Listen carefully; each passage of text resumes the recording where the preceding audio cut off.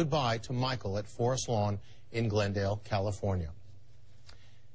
And you're looking at tape from earlier this evening, a procession of some 26 cars with family members drove up. They were about an hour and 30 minutes late getting underway. We're joined outside Forest Lawn by Carlos Diaz, correspondent for Extra.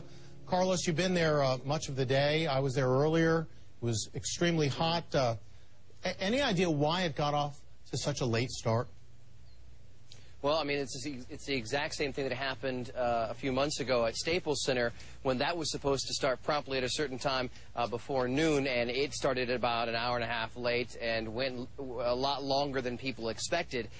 This funeral service was supposed to last about an hour. It's already lasting longer than that. It got underway an hour late. But when you have so much to coordinate, you have 26 cars coming from across town in a very busy Los Angeles streets. It's not your normal funeral, so obviously a lot more to this than your normal funeral, and a lot many more cars to get over here. So it just seems to be a trend with the Jackson family at this point.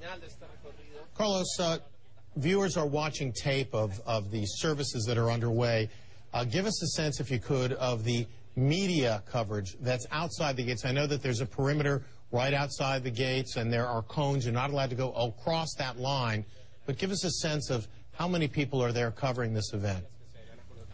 You have media from all over the world. It's less media than we saw at the celebration at Staples Center, but it's media from across the globe. The thing that struck me the most was that we really didn't expect to see this much pool footage of Michael Jackson's funeral. And so when the pool footage came on the screens and the monitors that are scattered about, reporters from all over the world that have seen things that the normal person has not seen went running over to the monitors to get a glimpse of this. So even reporters who have seen so much were still in awe to see the pictures from inside this funeral. And it was a bit of a tease, I know, because we were told originally we were not going to get that pool footage. And then, true to form, the audio was cut. We're seeing now tape that was shot some time ago. Joining us here in studio is Gautam Chopra, a friend of Michael Jackson's. He accompanied Michael on the Dangerous tour when he was just a teenager. Gautam, you've known Michael for nearly 20 years. 20 years, yeah. And what is your sense? You called it earlier on Larry King Live. You said you've known Michael for a long time. He's never been on time for anything. Yeah. And you said half-jokingly you wouldn't have expected this to begin on time, but it did go late. Yeah, I mean, his concerts never started on time. He never showed up to dinner on time. You know, it was just the kind of way he was. So I was not surprised. I thought the over-under was right around an hour. But it is a very dignified ceremony from what we saw here. Well, and in a way, we're eavesdropping. We're looking in on aerial view right now. We're looking at, along with our viewers. And this, I have to remind you, this is tape, but the service is still ongoing. We're not able to hear the service. We were told that the pool footage would be limited. It is limited.